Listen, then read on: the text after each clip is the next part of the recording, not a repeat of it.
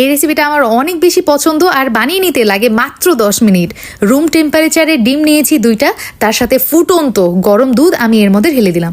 এখন যেটা করব, একটা কাঁটা চামচ দিয়ে খুব ভালো মতো এটা আমি বিট করে নিব। কুসুমগুলো গলে যাবে যখন, এই পর্যায়ে আমি অ্যাড করে দিচ্ছি হচ্ছে চিনি। এখানে আমার পছন্দ মতো আমি অ্যাড করেছি, প্রায় 1 টেবিল চামচ দিয়েছি। তো আপনারা আপনাদের টেস্ট অনুযায়ী দিয়ে দিবেন। সব কিছু খুব ভালো মতো বিট হয়ে গেছে, চিনি গলে গেছে।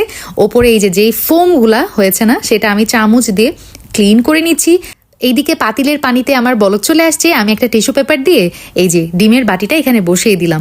পুডিংয়ের মধ্যে এলাচের ফ্লেভারটা আমার অনেক ভালো লাগে, এই জন্য আমি দিয়ে দিলাম। তবে আপনারা চাইলে এলাচের গুঁড়া অথবা ভ্যানিলা এসেন্স ব্যবহার করতে পারেন। এই পর্যায়ে আমি একটা ক্যারামেল সস বানিয়ে নিব। এই যে দেখতে পাচ্ছেন 3 চা চামচ চিনি, তার সাথে দিয়ে দিলাম হচ্ছে যে বাটার, আরও লাগছে আমার পানি, প্রায় 3 টেবিল চামচ মতো পানি অ্যাড করেছি। সব কিছু খুব ভালো মতো জাল করে আমি চুলা থেকে নামিয়ে নিয়েছি। আর এই দিকে দেখেন আমার এগ পুডিং কিন্তু একদমই রেডি। আমি চুলা থেকে নামিয়ে এই যে ছোট ছোট পিসেস করে ছুরি দিয়ে কেটে নিচ্ছি। আপনারা আপনাদের মন মতো কেটে নিতে পারেন। গরম গরম পুডিংয়ের মধ্যেই গরম গরম এই ক্যারামেল সসটা ঢেলে দিতে হবে।